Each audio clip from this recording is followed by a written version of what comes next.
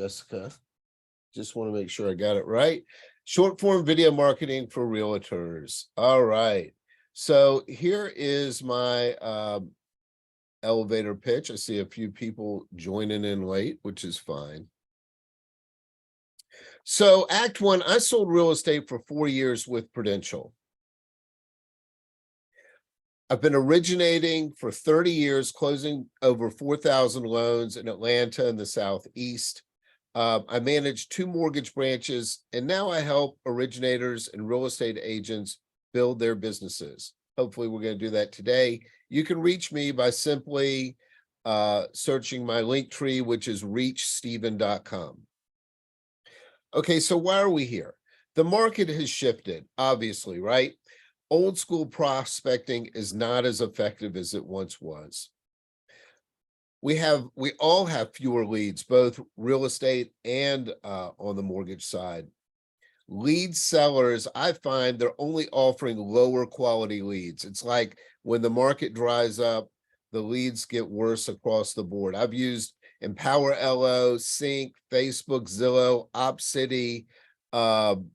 They're all the leads are kind of sucky right now. Home shoppers are more tech savvy. They take some of them take a DIY, they want to do it themselves, and they don't need as much guidance as they did once in the past. And also, there's so much data. I mean, all the FMLS data is out there, all the mortgage data is out there. It's so much easier today for the customer to do it on their own. You know, what Gary Vee says, which I think is very true, is the companies and the salespeople that get closest to the consumer are the ones that are going to win. And that's what we do with social media. I mean, I never imagined that I would have a link tree with all these different social media accounts. So why post short form videos? Well, it sets you up as an expert. It's a way to form a relationship that normally you wouldn't be able to form. It helps you put your face in front of future customers. It generates higher quality leads. It's better than other marketing, better than most paid marketing. It allows you an entree into conferences and companies, HR departments, and they all really need training, whether they believe that they do or not. You know, our businesses are evolving at such a pace. You just never know what's going to be in the next 5 to 10 years, whether people are going to be doing real estate transactions on the blockchain, whether people are going to be filling out loan applications and sending them straight to Fannie Mae. We just don't know. So the thing is, no matter what you do, you're going to need a community to support you. And the best way to build that community is through social media. And I think the best way to make the connections with people is through short form videos. The bad news, you cannot outsource this. No, you can't hire somebody to be you. You can hire them to do all the mechanics. The good news is you can outsource most everything else you do. You can hire them to help you write a sales contract. You can hire them to do a loan application, but you can't hire them to be you and present your likeness on social media.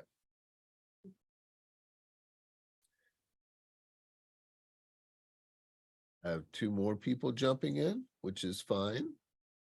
Peggy and Evan. All right. So what works? You need to be one of the following 2 things. You need to be informative. In other words, you're giving people useful information. Or you need to be entertaining, which, you know, if you have a knack for humor, or anything else entertaining, people are drawn to that. Or what I like to do is be kind of infotaining. So maybe you slip in a few jokes or a little bit of humor, but you give a lot of informative information. So we call that infotaining, best of both worlds, excuse me. The idea is, don't try and pitch or sell anything or have that call to action. Most realtors fail on social media because their posts are self-serving. You know, I talk to real estate agents and they say, you know, I tried doing videos, I've tried Facebook, and I never get any leads. And then I go and look, and every single post that they have is all about do business with me, list your house with me, let me find you a new house. This is the inventory I have to sell. Here's my new listing. It's all very self-serving. And the thing is, I mean, I hate to put it so bluntly, but there's very few people that are actually interested in your 3-2 in Marietta that you just listed. I mean, that's a 1 in 100, 1%, maybe a 0.1% of the population. But things are more interested. Your daughter's new puppy, you finding a deal at Costco. I mean, a lot of people are interested in that information. So the idea here is to give, and then you can ask. I mean, we are in business. We do have to make a living, and it's okay to ask for business, but not every time. In fact, it should be about 75% giving and only 25% asking. The money is in the DMs. Those are the direct messages that you get through Facebook and Instagram. It's very rare that somebody is going to see your post and then call you up, look you up, call you and say, hey, I just saw your post about houses and I want you to list my house. Okay, the more likely thing is that you're going to get a DM from somebody that says, hey, I've got a condo in Savannah. What is that market doing right now? And that's how you spark your relationship. There's we're going to talk about DMs in just a minute. There's also some more powerful stuff. Okay, agents who are building their business on social media. And there's a lot of agents, and there's a lot of different kind of agents. I pulled up a few examples. You got Taya DeCarlo with 52,000 followers. She does a weekly informational video that's called Taya's 2 Cents. Matt Leonetti, he does a variety of infotainment. Dan O'Neill, he does hilarious skits and humor. You want to make sure that when you do those, it's kind of self-deprecating. It talks about the funny things that happen in your business and in your day, but not necessarily at the cost of your customers, because you don't want your customers to look like, you don't want it to look like you're making fun of your customers, because I don't want to end up in your next video as the guy that did the dumb thing. Byron Lazine, he does talking head and interviews, and we're going to talk about doing some of those. Thanks, Jessica.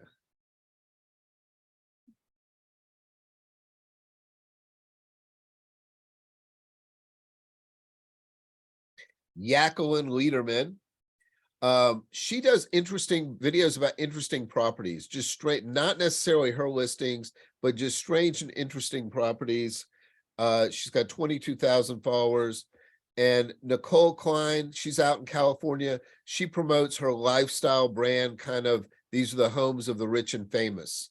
And she's built a pretty good following doing that. So you can see there's a variety of different content that these people post, and they're all having success. Okay, what is my method? My method is to, number one, speak directly to the viewer. Get their attention in the first 3 seconds with a hook. We're going to talk about hooks. Give your community what they want, not necessarily what you want to tell them. I know that you want to tell them about the new real estate law or the fact that you just got a new listing, but that may not be what they want to hear. So you've got to put yourself in the shoes of your community. What do they want to see? Be consistent, minimum twice a week, probably 3 times a week is better. Okay, so here's the nuts and bolts of video marketing, video making. The hook, that's the catchy intro that makes it sticky. That's where you hear them say, hey, this is the #1 reason that first-time home buyers should do this or that. Or here are 3 ways to save money when you buy a house. or 3 mistakes to avoid. Equipment, you need a camera, mic, and a light. Video editing, the videos that perform the best have music in the background. They have motion where the video goes up and back. There's captions, and there's also some graphics.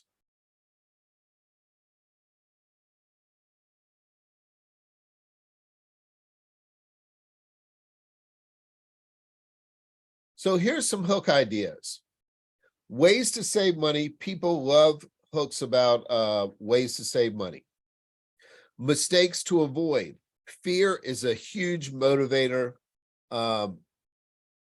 Your top 1, 3, or 5 list. Here are the 3 things you need to know if you're relocating to Atlanta, Georgia. News trend. The trend is your friend. You know, there's a lot of talk in the news about what is a recession going to do for real estate values, or what if we can't get inflation under control? You know, once news is trending, then the algorithm is going to pick up on the content that people post in on these social media platforms. It's going to pick up on that, and it's going to distribute it to a wider audience. Ideas from other successful content creators. Well, you know, no idea is worthwhile unless it's worth being stolen, right? So I often look at those that I just showed you on the past screen, but also other content creators, see what they're posting, see which ones of those took off and went viral. Overcoming obstacles. Here's how you can buy a house even if you have very little cash. Things like that. People love those videos. And then there's this is how much this buys in this city, like this. This is what $400,000 will buy in Woodstock, Georgia. Now, it's important to know that I'm not talking about your new listing that's $469,000. I'm talking about a milestone price that's going to catch their attention, and certainly you will gain a lot of traffic from posting these examples. They don't have to be your own listing. If you only post about your own listings, it just comes across too salesy. So here's the winning formula: hook, problem, solution. So who's ready to try a hook? We're going to do 10 good hooks. I'm going to start with Grace. Now, raise your hand if you have one in mind and you want to jump in. Grace, give us an example of a good hook for a video.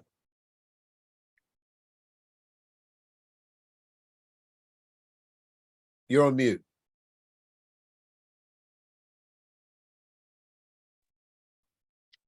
I always think ways to save money is a good hook. Okay, so give us one.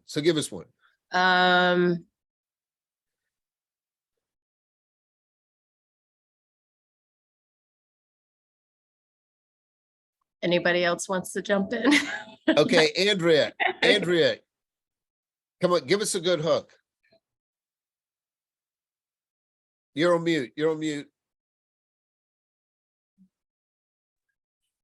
I'm on this call because I don't have any good hooks.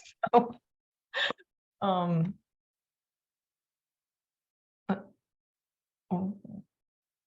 I don't know what to tell you.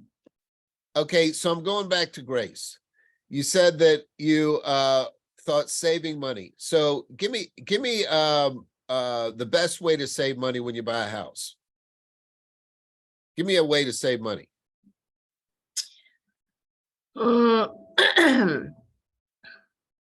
So I don't know if this, I guess, correlates with, I mean, it probably does. So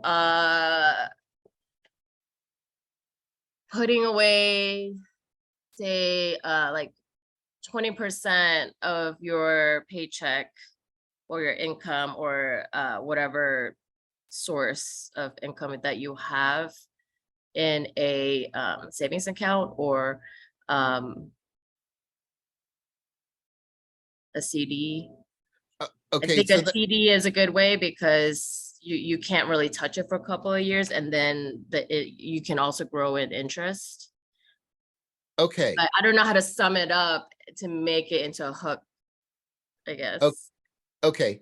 So you had two examples right there, right? Saving, putting money in a CD, and what was the other one? Just a savings account. Okay, so here are the two best ways to save money to buy a house. How about that? Yes. Now I'm very interested. Lindsay West. Oh, I was gonna say, deleting your best way to save money is to delete your food apps like Uber Eats and DoorDash or something. Okay, so how would we put that in some, because you just told me I can't do something I like to do. So how do we put that into something that's gonna be interesting and sticky? So Uh, so here's uh, so maybe like here's an easy way to save money. That here's an easy way to save money on a weekly basis, or that's not really that good. I got to think about that. Or 'Cause- this is DJ. To that point, she could say something to the source of, did you know that your down payment can be saved by saving thousands, deleting your, DoorDash or Uber Eats app. So it's like showing the amount of money, the thousands that can be saved. Here's an easy way to save money for a Thanks, down Deidre. payment that you didn't even think of. And now I'm like obligated because I got to hear about it because I didn't even think of it. So maybe a spin on that. So let's try something that doesn't have saving money. We'll try a different hook. Bea McLean.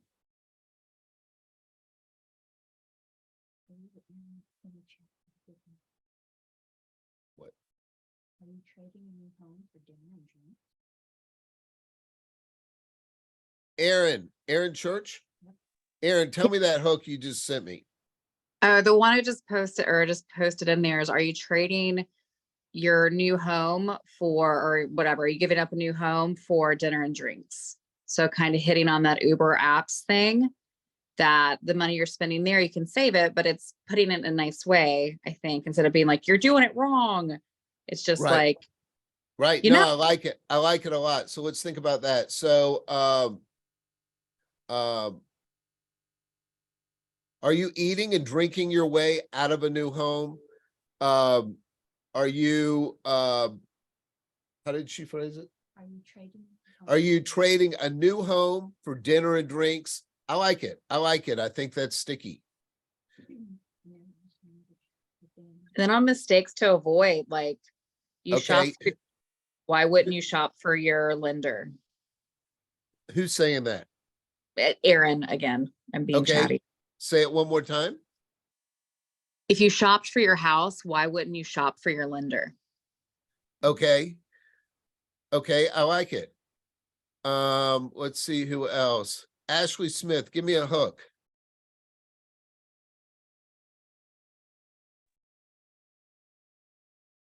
Yeah, I'm thinking as everybody's saying them, I do feel as, the saving money and anytime my daughter does this. And so anytime we do anything with her little brand that we're doing, we always do the did you knows. And that way, because she does skincare. So, did you know that, this particular skincare has a lot of, chemicals in it? What if, and so we kind of do that same thing, but I'm trying to think of it in a real estate fashion. Okay, so maybe you're talking about like a mistake to avoid. Right. So what's a mistake that people make when buying a home? Oh my gosh. That's a loaded question. I'll think about it and then I'll pop in. Danny Marine, is it Marine the right way to say it? Yes, sir. Okay, give me a hook. Top reason to move to Marietta, Georgia. I love it. That's it. the top reason to move to Marietta, Georgia. And you might do like a top three reasons to move to Marietta, Georgia. Okay. Stephanie Ashley.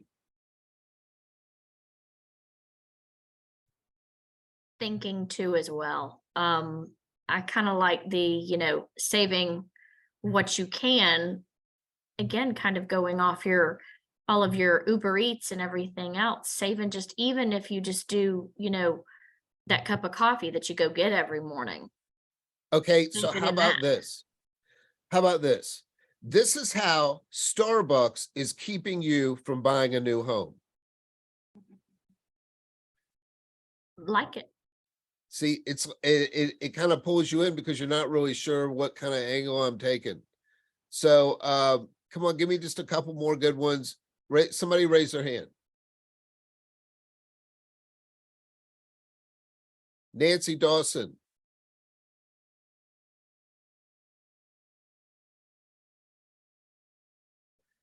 Debbie North.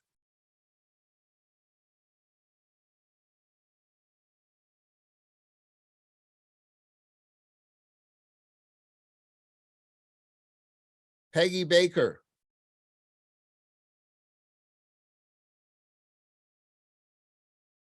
Peggy Baker. How do I get to the chat? How do I get to the chat? Forgot to unmute.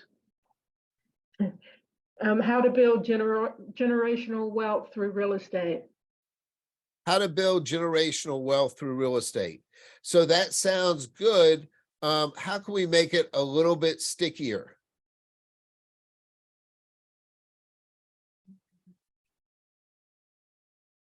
Maybe this is how you can create, this is the best way to create wealth with real estate or through real estate.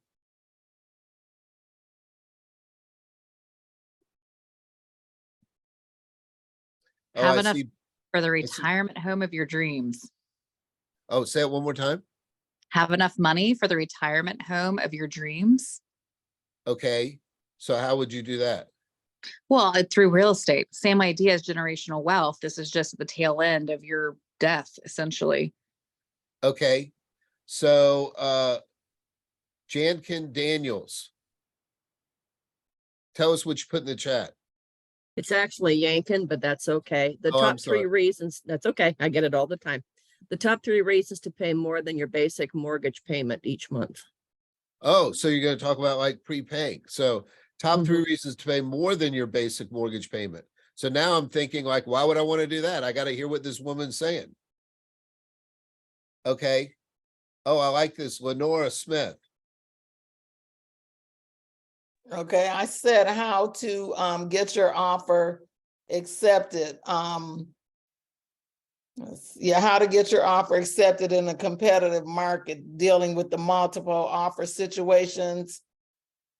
And Okay. so basically I would try to intrigue them to where I can get them to allow me to work with them to be able to come in aggressive. And so, yeah, that's how to get your offer accepted in a competitive market. Okay.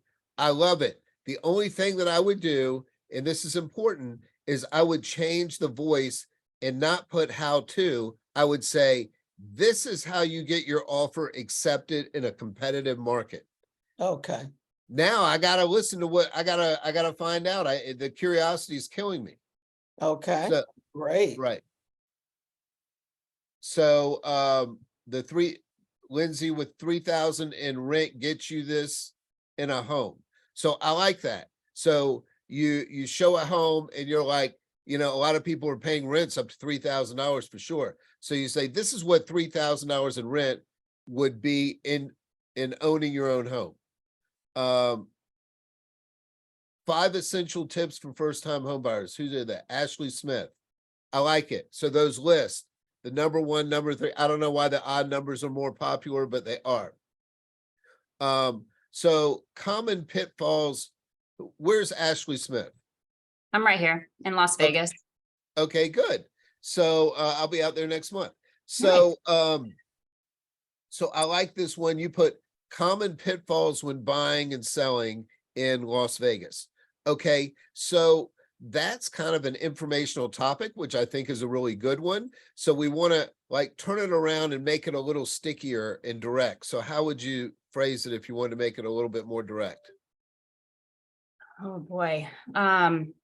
I bought a house here in Vegas, just by the Vegas Strip, and we have some plumbing issues. I don't know if we want to get that specific, but I experienced Okay, that. no. So, well, I'm very sorry to hear that. Oh, no, but, it's okay. No, so we're talking about your hook. So you said Well, common pitfalls when buying and selling a home. Okay, but I'm saying turn it around and say it more direct and say, here are the common pitfalls when buying and selling a home. And even more specifically, here are the top 3 pitfalls when buying and selling a home. See how Oh. it's just more direct. Same subject. The rest of what you were going to say is going to be exactly the same, but people have the attention of a goldfish. What do they say? It's like 4 seconds. You got to get them like right then. Gotcha. Oh, okay, so Danny is saying, here's why Zillow and other online companies are not the best choice when selling your home. So, Danny, Yes. okay, I like it. There again, let's make it like more direct and more sticky.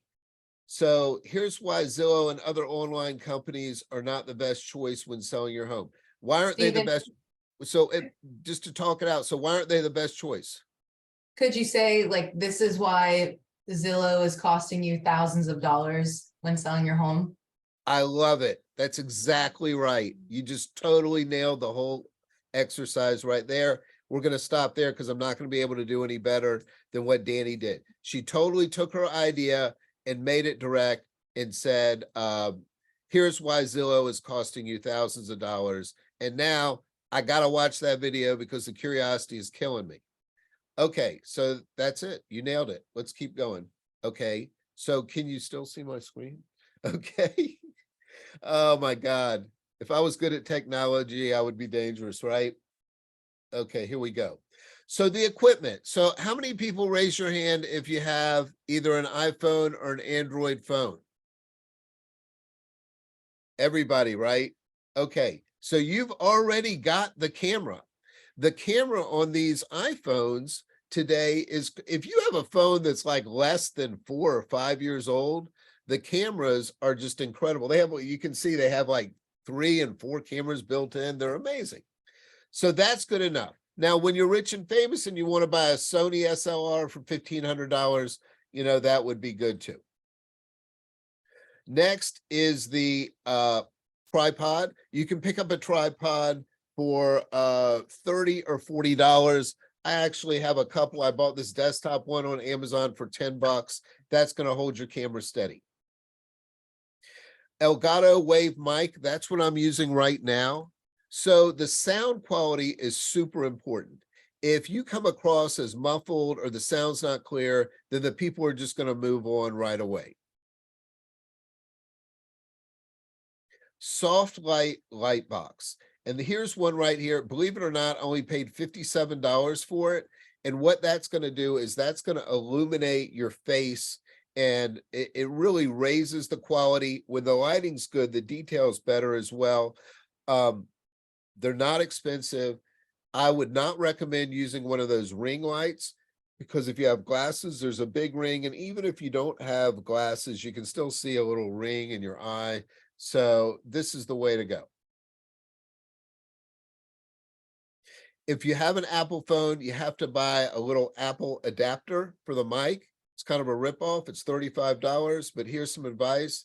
Just go ahead, bite the bullet, and buy the Apple brand. If you buy a different brand, it's not going to work. So that's all the equipment right there. Easy peasy, less than $200 for everything. Okay, video editing. Number one, hire somebody. Do not try and edit your own videos. Now, a lot of you are creative and you can do all the things that are needed to do, but it's just too time consuming. That's why I make my rule number 2, always follow rule number 1 and don't try and edit your own videos. If you need a video editor, try a website called Fiverr.com, Fiverr.com, and it has a lot of video editors that will edit your videos anywhere from $20 to $30.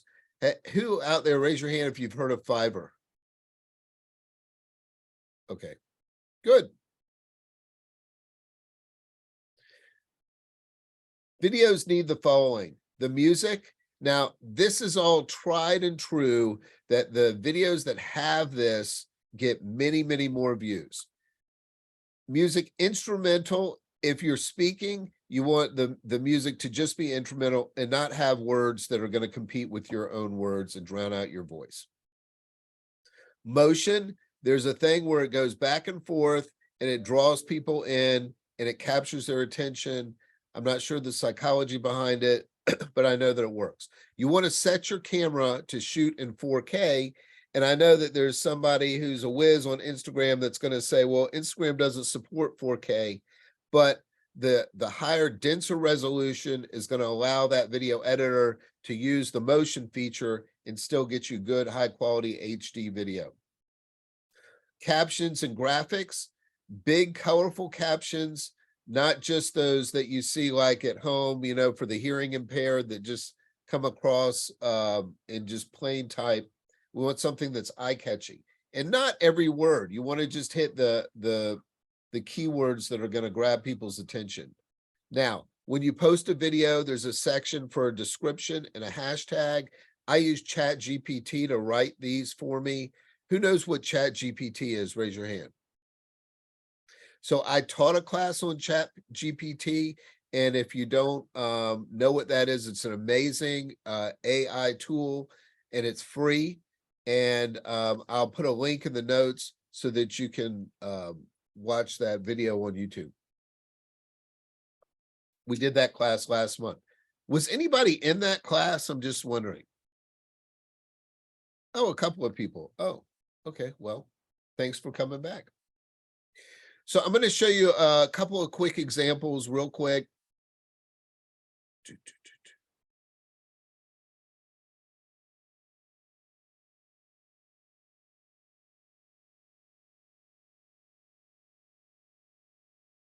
Here we go.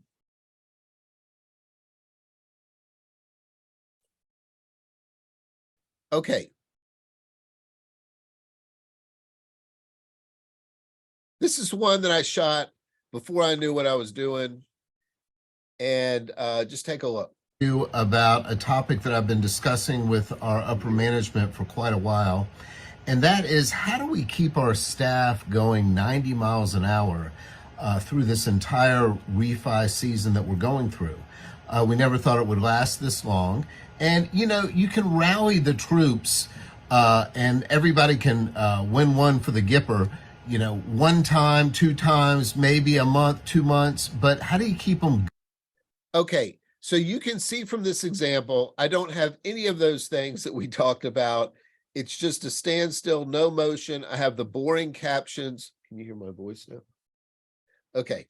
And I only got 136 views. That's because people just perceived it as probably boring. Went right by it. So now here's another one that I did where I used all of those features. Try and pick up on them if you can. Would stop taking on that money and they would save even more interest. But the problem is that mortgage servicers were not able to accept multiple payments for one mortgage payment.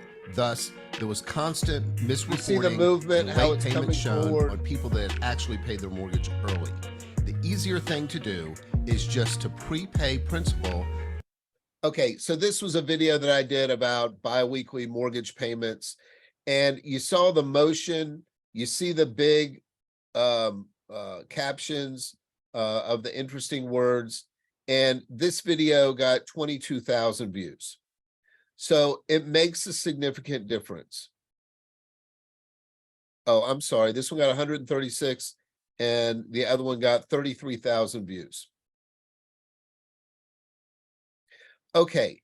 Now, I suggest that if you go to the trouble to make the video, that you reuse them on other platforms. So what I do is I take the same video, I change the description a little bit, and I repost it on the other platforms. It only takes about 5 minutes and you squeeze out more views. So right now on social media, and this is 2022, and you know how fast things change, but this shows you that 89% of the people in real estate are using Facebook. Next is Instagram, LinkedIn, YouTube, and then TikTok is 12%. TikTok has obviously risen on this list in the past year, but you can see those are the major players. So I repost the video on Facebook. I got another, this is for a cumulative of the last 28 days of all my videos, another 359,000 views. On LinkedIn, 14,000. And on YouTube, I haven't been getting as much traction, only 11,000 in 90 days. But like I said, it only takes a few minutes. So you've done the work. You might as well milk that cow. Here's some advanced video strategies once you get past the basics. Green screen. Does anybody know what this is? This is where you're in front, and this is where I was showing what $500,000 buys in Louisiana, and I'm pointing to it. Well, here's the thing. Once Instagram comes out with a new feature, they want people to use it. So just the fact that you're using the green screen feature, you're going to get much greater distribution. And understand how this works. There's 1 billion people on Instagram. So if they wanted to, they could literally release your video and you'd have 1 billion views in 10 minutes. Okay. But they're not going to do that. So the algorithm tries to match you up with the people that are going to be interested. The other thing is this remix feature. It's kind of a watch and critique is used. So what it does is it allows you to play a video either up and down or horizontal or side by side. And it allows you to watch the video and then critique it either as it's going or stop it. Most people will play a little bit and stop it. So here I did a video where I, played where somebody said, hey, you need to wait until you save up 20% to buy a house. And then I showed them in my explanation that doing that would have cost you hundreds of thousands of dollars as real estate values have gone up so much in the past 3 years. So it's a great way. You want to be respectful. You don't want to make the person seem like an idiot, but there's nothing wrong with disagreeing or giving your spin on a topic that somebody else has already come up with. You've probably seen these, the listing carousel photos. This is a great feature so that when you have a listing and you just want to do still shots. Now, I'm going to argue and say that doing a walkthrough video is much more attractive. But if you want to do a quickie still shots, they have the carousel feature that you just click the little button on the right and it scrolls through the photos. The other thing is you can do a split screen interview. So maybe team up with your favorite real estate agent, or maybe team up with a past customer that you want a testimonial, and you can talk and they can talk at the same time. And it's a great little feature. Now, here's a couple other things. Instagram Collab. This is a new powerful feature. It's very similar to tagging somebody. If you post a photo like on Facebook and you tag your sister who's in the photo, then she gets a notice that says, hey, you've been tagged in a photo, and she can see that photo. But that's the end of the interaction. So what this collab feature does is you can send this to somebody, and if they click, especially if it's maybe an influencer or somebody who has a large following, if they click accept on it, then it will be distributed to their entire list of followers. So it's a way to really amplify the amount of reach that you get with each video. It'll show up in both feeds. Then we're also, another feature is to include a CTA by asking for DMs. And I know that you're probably saying, well, Stephen, you said not to include a call to action, but What I'm saying is you can't include a call to action like, hey, remember, if you're looking to buy or sell a house, give me a call. Then you just turned your whole video into an advertisement, and I don't want a bunch of advertisements in my feed, so I'm probably just going to not follow you. Saying that, it's okay to once in a while, maybe on that 4th video, 5th video, it's okay to ask for the business. And this is how I did it. So this is a CTA, and the way you do it is you ask for DMs. So I did one about investor loans, and I said, hey, I've put together an information sheet about investor homes, and you can do the same thing. You could say, I put together a relocation list if you're moving to Marietta that's got a lot of helpful tips. And on mine, I said, just DM me the word invest. And I had over 100 people DM me this word. Now I had to sift through these. There was one good loan that came out of it. A lot of them were, just looky-loos or people just wanting to interact, but that's okay. Because once you start that conversation as a DM, then it's going to keep them in your feed. They're going to get all the rest of your postings. So isn't that cool? Okay, the goal is more engagement. And what do we mean by engagement? Social media engagement refers to the level of interaction, involvement, and participation between users and content on social media platforms. We want to get people not just to look at it, but to take some sort of action. So views or impressions, those are kind of your vanity metric. Oh, I had 30,000 people look at the video. Well, the video may be such that it captures a lot of people's attention, but we also want them to act on it. You're better off, right, to get 100 views and get 2 good leads.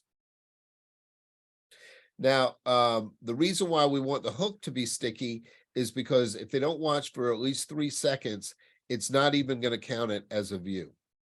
So they got to watch for at least 3-second minimum. The likes, that's where you get the thumbs up, and now they have the different emojis that people use as well. Shares. So this is a big boost to your online presence. On that video that I had that got over 2 million views, it had an incredible amount of shares. It was a video that was about a technique of prepaying your mortgage to save money, and people liked it enough to send it to other people. And the number of shares was big, and it caused the reach to just go crazy. Comments. It's important to respond to all the comments that you get, even the ones that are negative. Now, obviously, if you get something spammy or whatever, I would just ignore it. But if you get somebody that disagrees with you, I mean, if you post enough, you're going to get the hate that's out there. Okay. You can't let that bother you.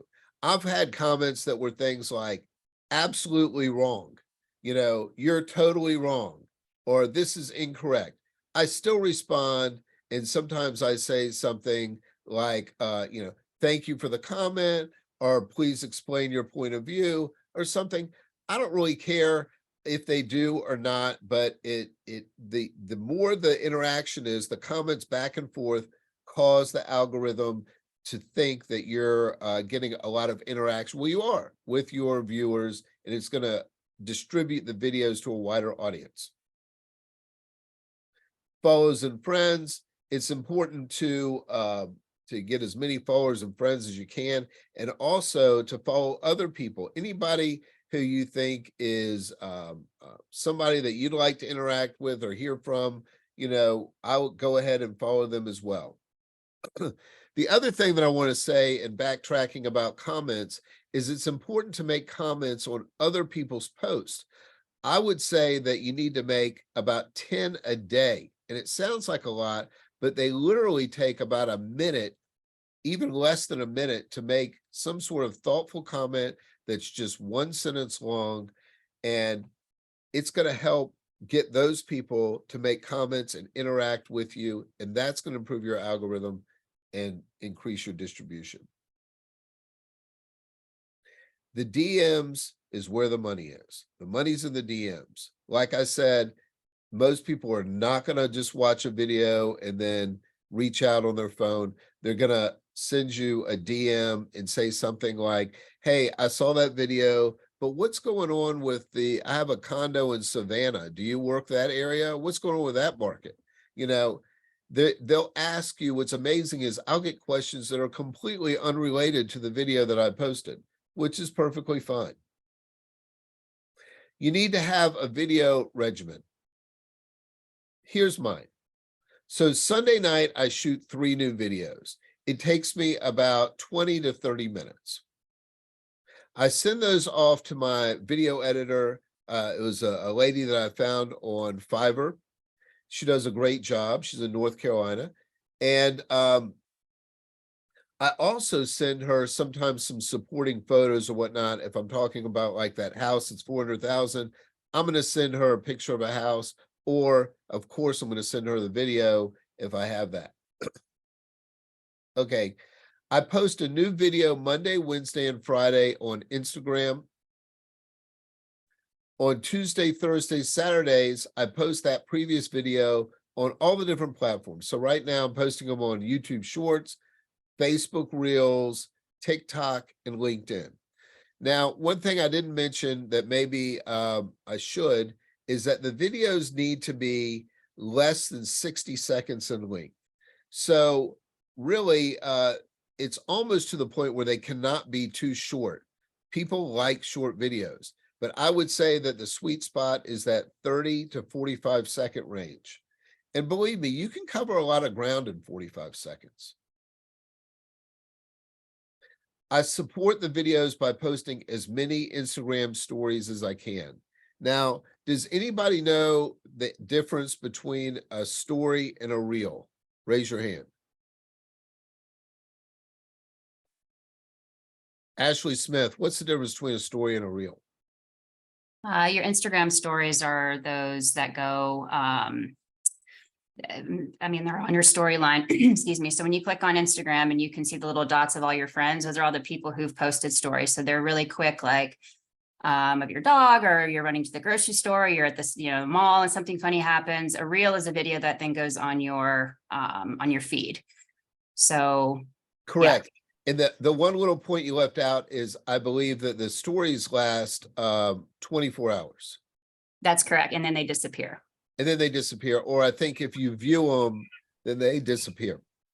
Okay, so here's the thing. So we talked a lot about how to do the videos and the structure and the hooks and the subjects and the distribution. Okay, all that goes out the window when we're talking about stories. Stories, all the rules, all the bets are off.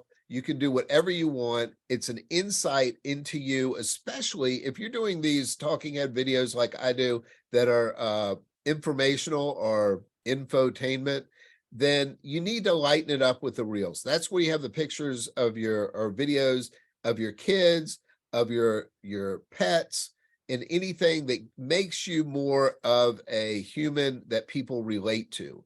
And it doesn't matter if they're silly, and it doesn't matter if the quality's bad. You just simply turn your phone around, you shoot it live, and then you post it, because it's going to be gone in 24 hours anyway. And what that does is it really supports your Reels post that you want people to definitely take the time and watch when they see you and they relate to you, that you're running late picking up your kids, or that you spilled your coffee on yourself before that meeting, or you show a little vulnerability. They relate to you and they like you. And the whole goal is to get the most people that know, like, and trust you, and they're going to want to do business with you. All this leads to building that community. So who knows, 10 years from now, we may not be doing mortgages and real estate. We may be selling those tickets to the moon or selling flying cars, but it doesn't matter, because we're going to build a community of people that know, like, and trust us and are going to support us.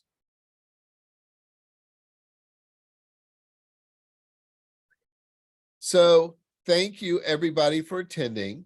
Now, I hope that the next time that you have an opportunity to refer a lender, you think about me and Jessica, who has been on my side, prompting me through this whole thing. And we'd love to help you. That's how you reach me.